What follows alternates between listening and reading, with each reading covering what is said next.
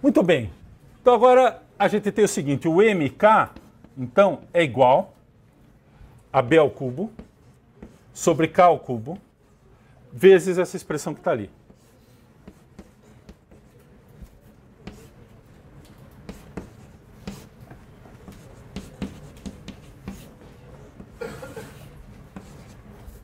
Está aqui. Bom, nós já podemos agora fazer uma simplificação. Fica B ao cubo sobre K ao quadrado vezes esse polinômio do segundo grau. Vamos desenvolver esse polinômio do segundo grau. Esse polinômio do segundo grau é, então, B ao cubo sobre 6K ao quadrado. E aqui vai dar 2K ao quadrado. O que mais?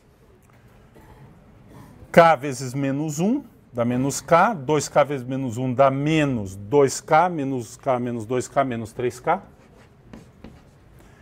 E esse termo vezes esse dá mais 1.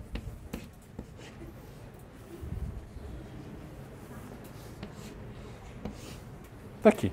Esse é o polinômio que sobrou de grau 2, depois da primeira simplificação ali que eu eliminei um K. Então eu tenho um polinômio de grau 2 em cima e um polinômio de grau 2 embaixo. O que nós sabemos de limite quando esse K aumentar muito? Quem domina é esse termo aqui, porque eu posso escrever isso aqui na seguinte forma. B ao cubo sobre 6, e eu divido esse K aqui, fica 2 menos 3 sobre K, mais 1 sobre K ao quadrado. Essa aqui é a expressão bacana para a gente.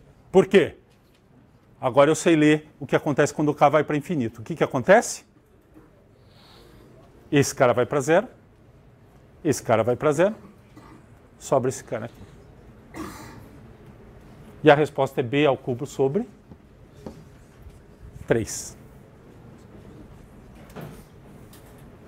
Então isso aqui a gente resume escrevendo na linguagem de limites assim.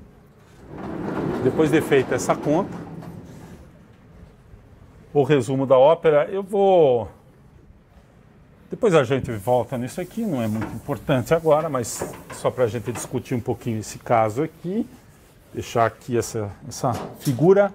O que a gente tem é o seguinte, que o limite, quando K vai para infinito, observem que essa agora é uma expressão polinomial, K, para nós, na nossa interpretação, K é um número inteiro, 1, 2, 3, 4, 5, etc.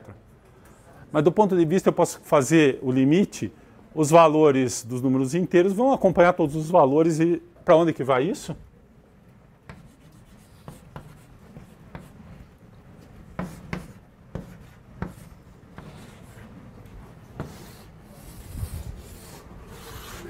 Ou seja, aquela nossa sequência que era assim, M1 menor ou igual que M2, menor ou igual que MK, que é esse cara aí, menor. E que nós sabemos que é menor ou igual que a área, porque todos eles são menores do que a área. Esses caras aqui têm um limite. Então o que eu posso escrever é que isso aqui é menor ou igual que a área. Isso está perfeito, porque todos os termos são menores ou iguais que a área. Na verdade, eles são estritamente menores se a gente entende um pouquinho a figura que a gente está fazendo.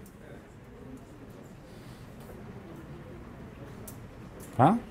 Então, a nossa área, que é a área embaixo dessa parábola, é maior ou igual do que B ao cubo sobre 3. O B você escolhe, se for 1 vai dar 1/3, se for 2 vai dar 8/3, depende daí desse valor aqui. Nós podemos repetir todas essa conta, mudando aqui, em vez de eu usar o f de x0, eu uso o f de x1 para o primeiro, o f de x2 para o segundo, que vai me dar um valor por cima. Então eu vou deslocar, eu desloco essa sequência aqui toda, do x0 vai para o x1, x1 vai para o x2, e eu termino no xk, que é o b, que é o último ponto. E aí eu consigo uma figura assim, que vai por cima aqui.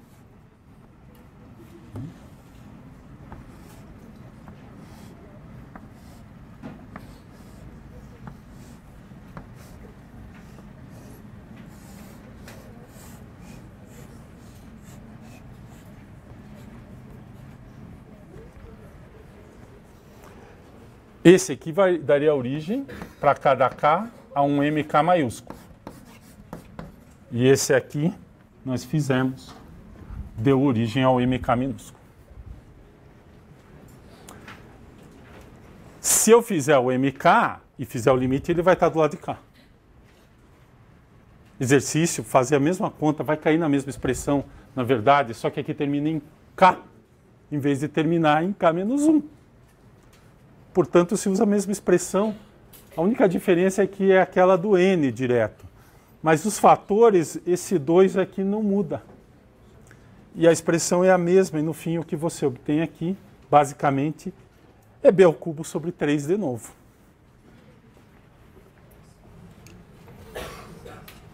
Eu tenho do lado de cá, então, a sequência dos MKs grandes. E o M1 é o maior de todos, porque o M1 grande. Porque o M1 grande é assim, ó. O M1 grande é assim. É a área do retângulo todo. Depois, quando você cortar aqui na metade, fizer K igual a 2, você vai pegar esse valor e esse valor. Daí vai diminuir bem. E depois vai diminuindo. Mas o limite, se vocês olharem, é esta expressão, com a diferença que aqui, em vez de ser K menos 1, é K. E o resto é tudo igual. Mas é a mesma sequência. Só que é um antes e o outro é um depois. Por isso que dá essa diferença de que um cai do lado de cá e o outro cai do lado de cá. Mas é a mesma sequência, as duas vão para o mesmo ponto.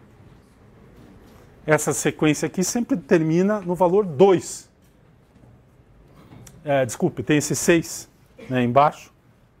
Termina no valor 1/3. Eu tinha isso aqui, esse 6 veio dessa expressão. E em cima da 2, embaixo da 6 dá 1/3. Sempre dá 1/3. Depende como que você faz essa subdivisão.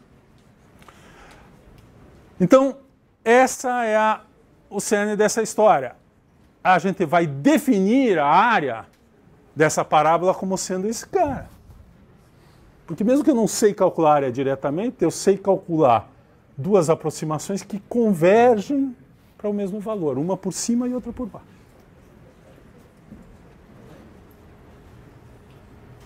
Então esse valor é a área. Definição. Definição.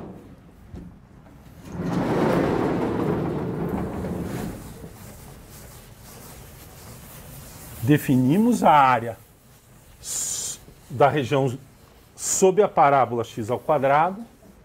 Definição. Essa é uma definição totalmente preliminar, mas é uma boa definição. A área sob o gráfico da função f de x igual a x2, que é x,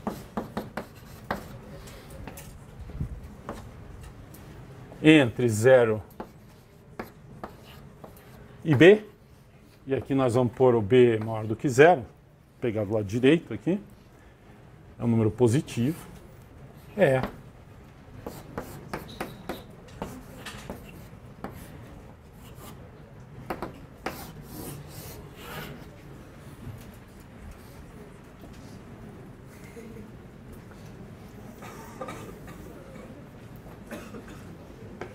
tá?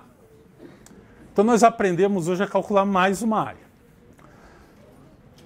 Mas essa área, o que nós usamos de fato? Qual foi o conceito fundamental aqui? Tem dois conceitos fundamentais envolvidos na construção dessa área. Quais foram? Vamos pensar um pouquinho. Certamente aqui no fim nós usamos a noção de limite. Então o limite foi ingrediente fundamental. Mas na construção propriamente da fórmula, que nós chegamos, que é aquela que está lá em cima, depois nós fizemos o limite, o que nós usamos? O que nós calculamos aqui? O que é cada um daqueles termos lá? Que apareceu aqui, eu apaguei. É a área dessa região aqui. Que é o ΔX vezes a altura da função do ponto que eu escolhi, que num caso é o ponto inicial, no outro pode ser o ponto final. Mas é esta área aqui. Então, O que eu usei, na verdade, é que eu sei calcular a área de retângulos, que é a única que eu sei. Então, nós sabemos calcular a área de retângulo. Esta é a definição fundamental de área, é a única área que interessa inicialmente. E nós temos o conceito de limite. Nós juntamos esses dois ingredientes, aproximamos a nossa área desejada por retângulos, primeiro retângulos contidos dentro da região, depois retângulos que a união contém a região. Somamos essas duas áreas e esprememos a nossa região por essas duas funções que são formadas basicamente por segmentos horizontais que dão esses retângulos.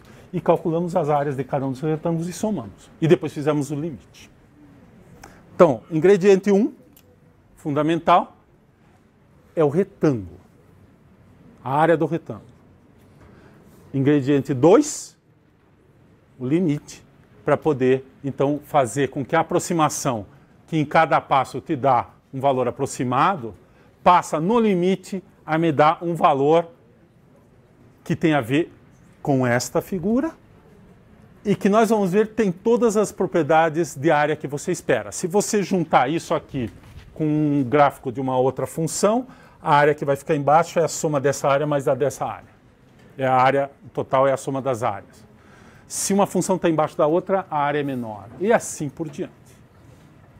A diferença das áreas de duas funções é se a gente fizer a função diferença e calcular as áreas da função diferença. Ou seja, essa área vai ter aquelas propriedades que você gostaria que a área tivesse. E se eu puder cortar a minha parábola aqui e pesar,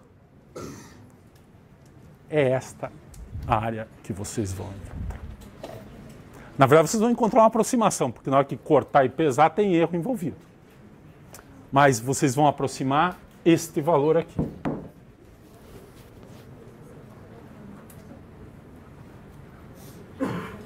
Então ele é tudo aquilo que a gente acha que deveria ser a área. Nós acabamos de fazer essa conta para o caso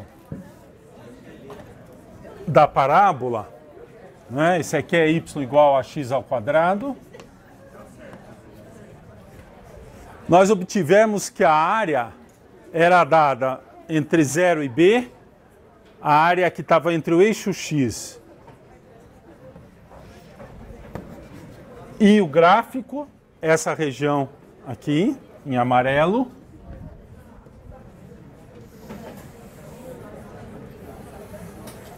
A região em amarelo, a área é aquela lá.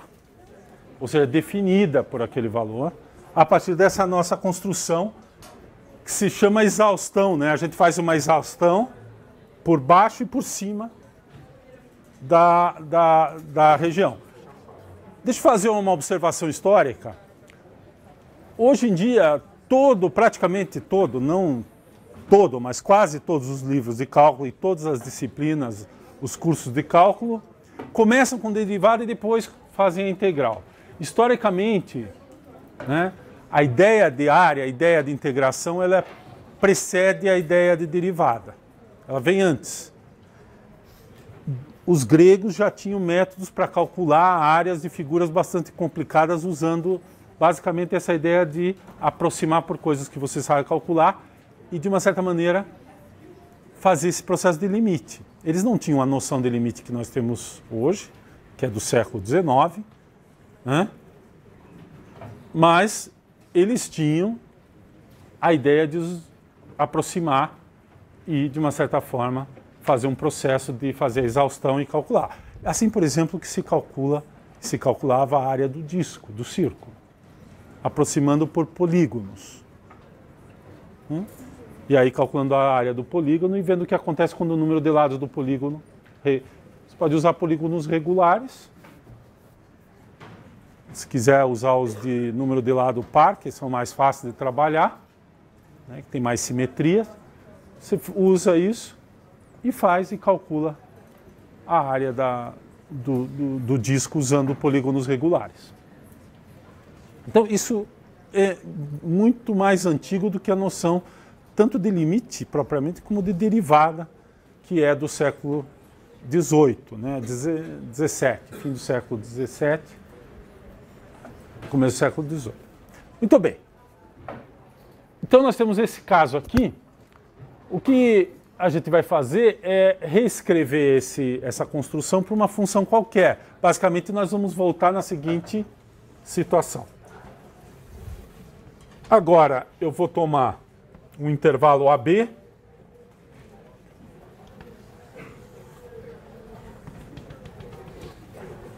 O gráfico de uma função f de x. Eu vou exigir inicialmente aqui para nossa conta, para nossa interpretação, que essa função seja maior ou igual a zero, como é o caso aqui. A função é maior ou igual a zero, portanto a interpretação geométrica, o meu desenho aqui é maior do que zero, mas ela poderia ser maior ou igual a zero. E a interpretação geométrica, então, é que a gente quer calcular a área dessa região entre o eixo x e o gráfico da função. Então, a nossa ideia aqui vai ser repetir o que a gente fez lá. Nós vamos subdividir esse intervalo AB num número crescente de intervalos, como nós fizemos. Então, nós vamos começar assim. Nós vamos ter um número k, da mesma forma como a gente tinha antes. Eu vou pegar o intervalo AB, vou subtrair, eu tenho esse comprimento e vou dividir por k. Esse aqui vai ser o tamanho, né? Esse tamanho aqui, que vai ser o meu ΔX básico. Esse ΔX, eu vou pôr aqui só o índice k, para lembrar que para cada valor de k eu tenho um valor diferente aí, que esse comprimento aqui vai diminuindo à medida que k cresce, né? Eu vou diminuindo aqui o tamanho do intervalo. E aí, eu vou fazer o seguinte, a gente pode escolher o ponto que a gente quiser em cada um desses subintervalos. Isso é arbitrário. Para cada escolha que eu fizer, eu tenho uma soma aproximando. Por exemplo, eu posso pegar o ponto inicial, posso pegar o ponto final de cada intervalo, ou posso pegar o ponto médio, ou posso pegar qualquer ponto. Por exemplo, se a função cresce, eu posso pegar sempre o ponto de mínimo da função naquele intervalo. Ou posso pegar sempre o ponto de máximo, desde que exista, né? Se a gente supuser que a função é contínua, são intervalos fechados, tem máximo, tem mínimo, e eu posso pegar o máximo, o mínimo, e calcular. Então, uma soma que está por baixo, quando eu pego o mínimo em cada intervalo, e uma soma que está por cima, que é pegar o máximo em cada intervalo. Tá? Então, mas, em princípio, o que eu faço é pegar para cada subintervalo, aí eu escolho um ponto pertencente ao intervalo onde aqui o xi, que são esses pontos aqui é o x0, x1, etc. Aqui vai ser o xk. Então, xi é a minha sequência, né? Que é o a, que é o x0, mais i vezes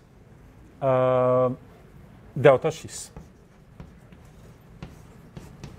E o i varia, então, entre 0 e k. Então, observe, se o i for 0, eu estou multiplicando esse número, é um número inteiro entre 0 e k. Se o i for 0, x0 é a.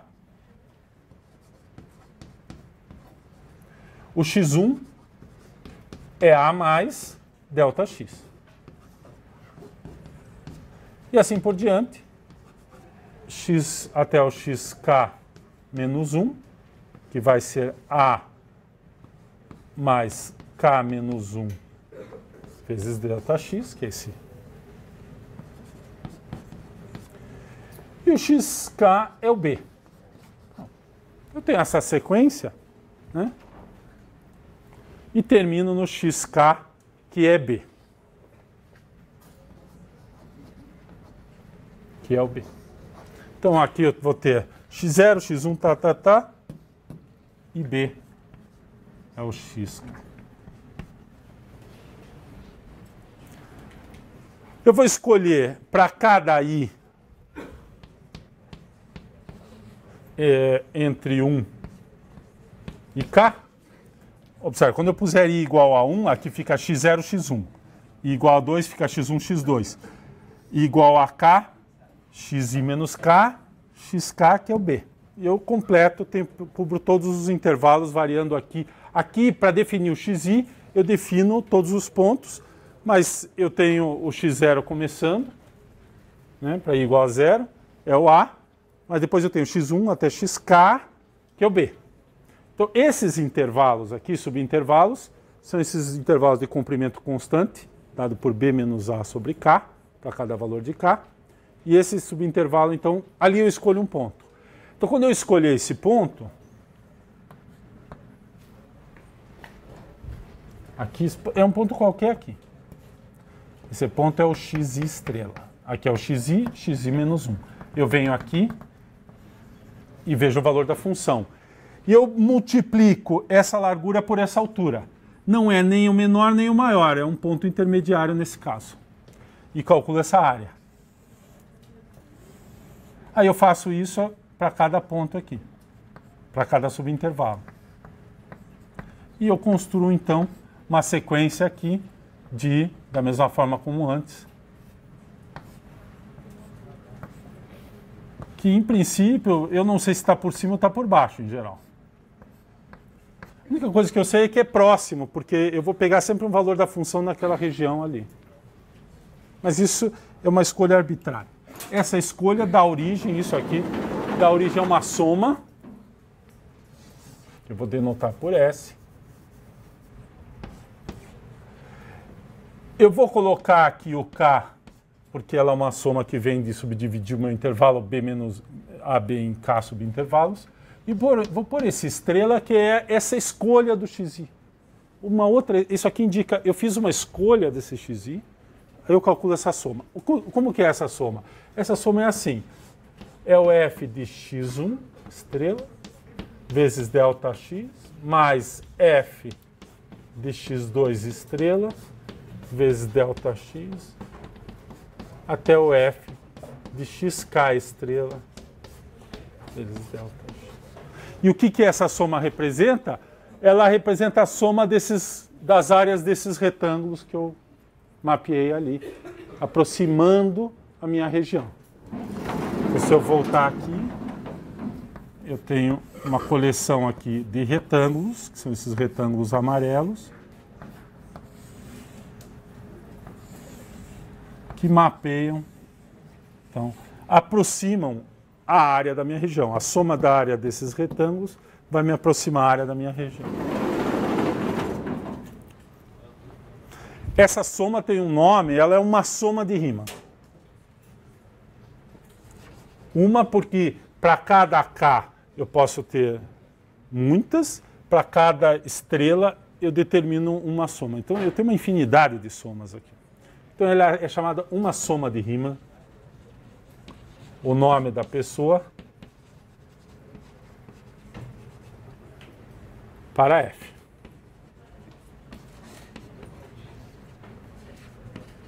É uma soma de rima. Então deixa eu voltar um pouco comparando com o que a gente fez antes. Nós fizemos duas somas de rima aqui.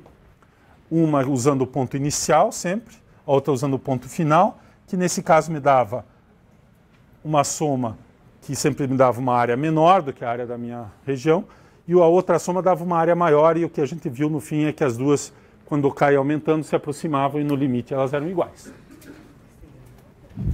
Mas em princípio eu poderia usar qualquer conjunto de pontos. Por exemplo, eu posso pegar, como eu fiz lá, de fato, o ponto de mínimo em cada subintervalo, que é a vermelha, ou o ponto de máximo em cada subintervalo, que me dá a soma azul, a decomposição azul, né? E aí eu tive o M pequeno e o M grande. Aqui eu vou chamar de S porque eu não fiz nenhuma... Eu usei esse XI estrela de qualquer forma. Eu escolhi... A única restrição é que ele esteja no intervalo. Ele tem que morar no intervalo correspondente, o I ali. Eu vou do XI menos 1 até o XI. Então o X1 está entre X0 e X1. O X2 está entre X1 e X2. E assim por diante. Até o fim. Cobrindo todos os subintervalos. Um em cada o xi, eu escolho um em cada subintervalo. E aí eu defino essa soma. Isso aqui é definido assim. Muito bem, aí eu tenho uma sequência. Para cada k eu faço uma escolha dessa. Então eu tenho uma sequência aqui. Eu vou ter um S1 com a sua escolha, o S2, uma escolha que eu fiz para o S2.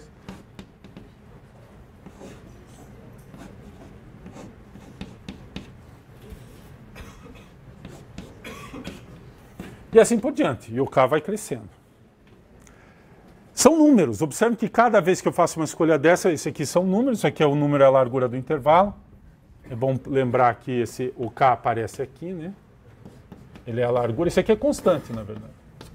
Como ali. E aí eu tenho essa sequência. A pergunta é se essa sequência converge para alguma coisa. Que vamos chamar preliminarmente de S. Como ele dependeu de uma escolha que eu fiz, ele pode depender dessa sequência de pontos que eu escolhi. Para cada K eu escolhi um conjunto de pontos. Para cada K, então tem uma sequência de pontos. Na verdade, tenho K pontos em cada uma dessas que foram escolhidos e isso me deu origem, então, a uma sequência e eu posso, quando o K cresce, ver se isso aqui tende para alguma coisa. Então tem uma pergunta aqui, quando o K vai para infinito, se isso aqui tende para um número. Então a definição de integral é este número quando não depende das escolhas que eu fiz. Sempre dá o mesmo número. Ou seja, esse limite existe e esse número não tem a ver com essa escolha. Se eu fizer uma outra escolha, dá uma outra sequência e dá o mesmo número. Como aqui. Aqui eu só fiz duas, uma por baixo e uma por cima. Mas todas as outras que eu fizer vão estar entre essas duas. Teorema do confronto. Eu tenho uma sequência e uma outra sequência. Qualquer outra soma de Riemann está entre essas duas. Se vocês pensarem. Porque se eu escolher um número intermediário aqui, a barrinha horizontal vai ficar entre a vermelha e a azul. Então qualquer soma de Riemann, neste caso aqui, como eu usei o mínimo e o máximo em cada situação, cada S daquele ali vai estar no meio aqui. Dessas duas. É a sequência toda, né, para cada K. Então, na hora que eu fizer o limite, teorema do confronto, se esses dois aqui tendem para o mesmo número, todas as outras vão junto. Então, o que a gente pode fazer, quando a gente está fazendo isso do ponto de vista mais prático, é, em vez de pegar o xi, qualquer coisa, eu pego o ponto de mínimo e depois faço uma outra para o ponto de máximo. Qualquer outra soma de Riemann está entre essas duas para cada K. E aí, se a de mínimo e a de máximo convergem para o mesmo cara, todas as outras vão junto. E aí a gente diz que a função é integrável, é essa soma que aparece, que é o limite de todas essas possibilidades, é sempre o mesmo número. É a integral da função entre A e B. E ela representa a área dessa função. Do gráfico. A área sob o gráfico entre o eixo x e o gráfico. É exatamente a construção que nós fizemos. Observe que aquela altura mede a distância entre o eixo x e aquela barra horizontal em cada caso. Então, multiplicar essa altura por ΔX, que é o que a gente fez aqui. Isso aqui é a área de cada um daqueles subretângulos. A soma é a soma daquilo lá, que é próximo, à medida que K aumenta, da minha área real. Da minha área que eu queria calcular. Esse objeto, se esse limite existe para qualquer escolha, que é equivalente a esse limite existir usando o máximo e o mínimo em cada K, ali nos intervalos, é chamado de integral de f nesse intervalo. E a área é definida como sendo esse valor. Eu trabalhei com uma função maior ou igual a zero. O que acontece se a função ficar negativa? Vamos pensar um pouco. Se a função ficar negativa, o que vai acontecer é que possivelmente alguns desses pontos, desses valores aqui são negativos, né? Como é que vai contar, então? Vai contar negativamente. Ou seja, a área que está para baixo do eixo x, no gráfico, vai contar negativamente. Então, se a figura for assim,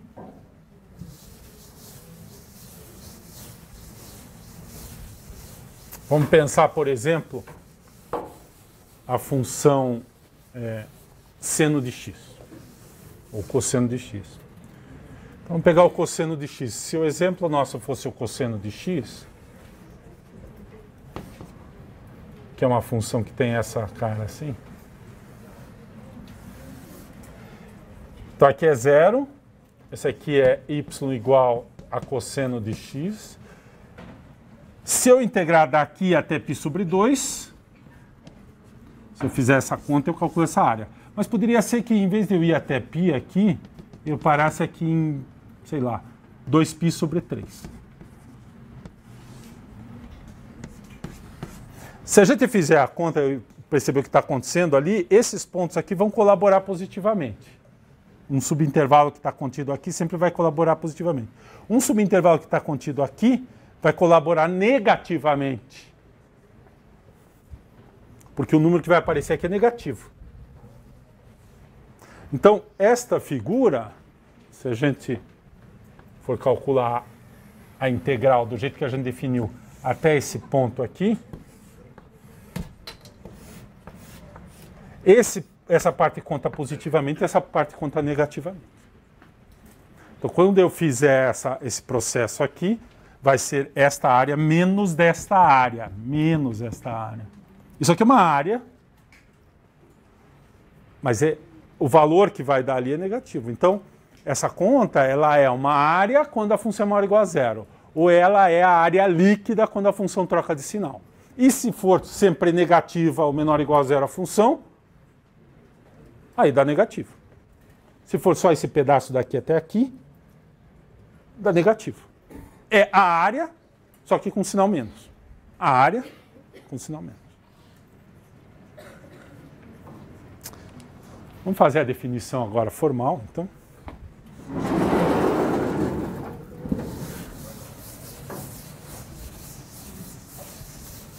E o símbolo da integração. Vamos introduzir isso hoje. Então a gente vai falar, vou fazer a definição, então é assim, definição. Vamos lá. Vamos escrever os ingredientes.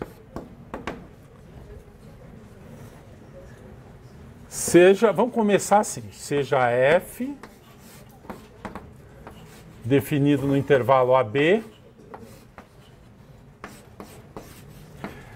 Inicialmente eu não vou pôr nenhuma condição, porque a definição é de se a função é integrável ou não. Depois nós vamos ter que descobrir se toda a função é integrável ou se só um grupo de funções eu posso fazer essa conta. Ou seja, quais são as funções que eu posso calcular a área associada ao gráfico.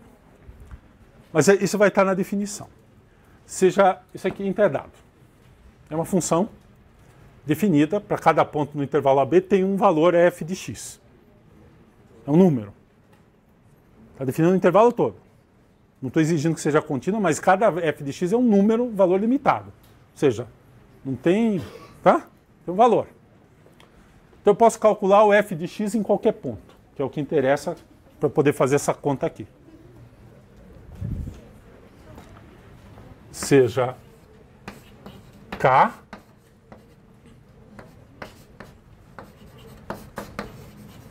número inteiro e S, então já está ali a soma de Riemann, né?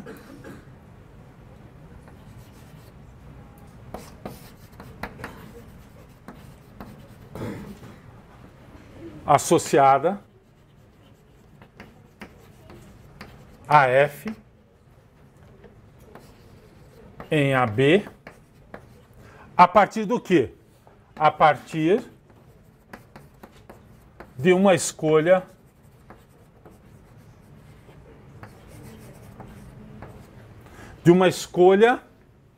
do xi.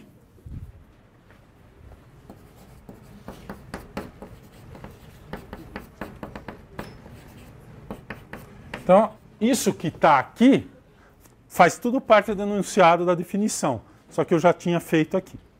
Então eu tenho um K, eu subdivido o intervalo B menos A, o intervalo AB, em subintervalos de comprimento B menos A sobre K, defino o xi dessa forma e escolho em cada subintervalo um ponto xi. Só para Então, é só para resumir, isso resume tudo que foi feito aqui. Então, agora vem a definição de integração. Dizemos que f é integrável em AB. Essa é a definição de ser integrável. Que f é integrável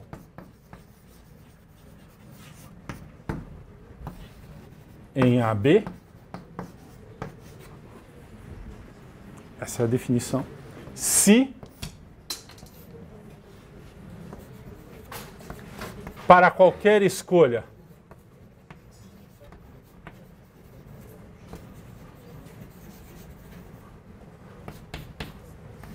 dos pontos, as sequências, porque agora eu vou ter eu pego o K e faço uma escolha. Pego o K de novo, vario, faço outra escolha. As sequências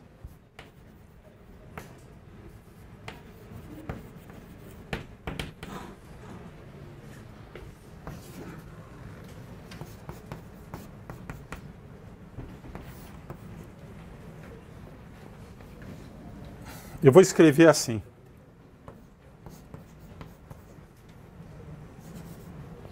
As sequências, está aqui, convergem para S,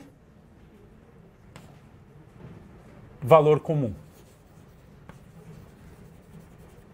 Ou seja, o S está fixo. É sempre o mesmo número.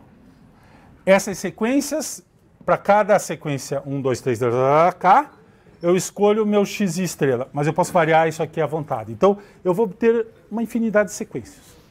Vê que a definição é meio complicada, né? A gente não vai testar, na verdade, para todas as sequências. A gente pode fazer a sequência que dá os pontos de máximo e a sequência que dá os pontos de mínimo, em cada subintervalo. Mas é isso aqui.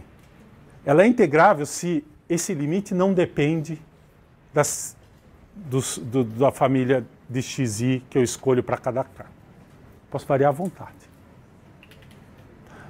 Para cada sequência 1, 2, 3, etc. k aqui, eu tenho uma escolha. Eu posso fazer uma outra escolha, vou ter diferentes sequências de somas de rima.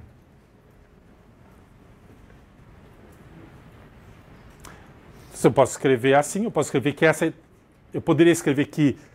Uma outra forma de escrever é assim, dizemos que f é integrável se essa sequência converge para S e esta convergência não depende da escolha do xi. É a mesma coisa que está escrito aí. Eu falei assim, a escolha, essa estrela representa uma sequência de pontos para cada K. K pontos naquele subintervalo. Para o próximo K, outra sequência. Eu posso começar tudo de novo e escolher outros pontos. Não depende dessa escolha. É muito geral. O que eu estou dizendo é assim, eu posso variar essas sequências para cada K, eu escolho do jeito que eu quiser esses pontos. Eu tento fazer o negócio e não dá certo.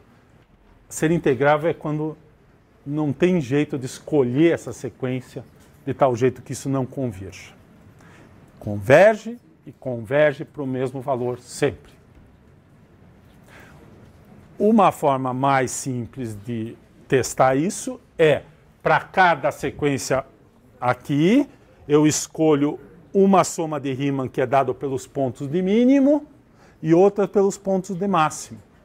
Aí todas essas sequências vão estar entre essas duas. A convergência das duas, teorema do confronto, para o mesmo valor, garante que todo mundo vai junto. Ok? Que foi basicamente o que eu fiz no caso do x².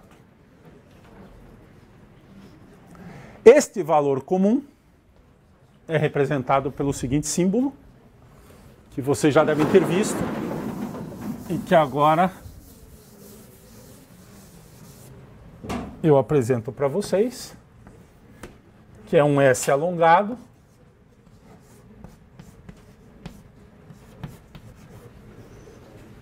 se vocês prestarem atenção, essa representação aqui do S, ela é uma soma de I de 1 até K do quê? De f xi estrela vezes delta x. Então, vocês podem ver a analogia entre essas duas expressões. O sigma aqui, que representa somatório, passa a ser um S alongado. Essa soma aqui está representada, aqui embutido tem o intervalo AB, está representado no ΔX, que é B menos A dividido por I, né? E os F estão dentro desses intervalos. Então aqui você representa em cada ponto F de X agora, quando se, né? É como se eu passasse ao limite isso aqui, o XI agora passa a ser qualquer ponto, e o ΔX é representado quando o X tende, K tende a infinito, o seu comprimento vai para zero, a gente vai representar então o ΔX por DX. Isso é um símbolo. Esta é a representação do S. Esse valor aqui é representado assim. Quer dizer, eu não vou escrever S. Escrevo assim, porque aqui tem toda a informação. É a integral entre A e B de F de X. Que aqui, do jeito que está, o F está perdido ali em cima. Então aqui tem toda a notação. Se F for integrável, a gente representa esse valor comum de todos esses limites por esse símbolo aqui. Que é lido assim. A integral de F de X entre A e B em relação a X. Eu estou integrando a variável X. A função aqui poderia ter outros parâmetros, variáveis. A variável importante de integração, como tem a variável que você deriva, é a variável X. Está representado pela variável X. Então, por exemplo, nós já temos algumas coisas que nós sabemos. A integral, por exemplo, da função constante,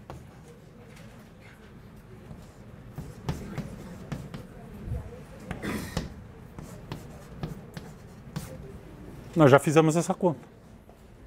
É a área do retângulo. A integral entre 0 e B de x dx, nós também já fizemos. Deu B ao quadrado sobre 2.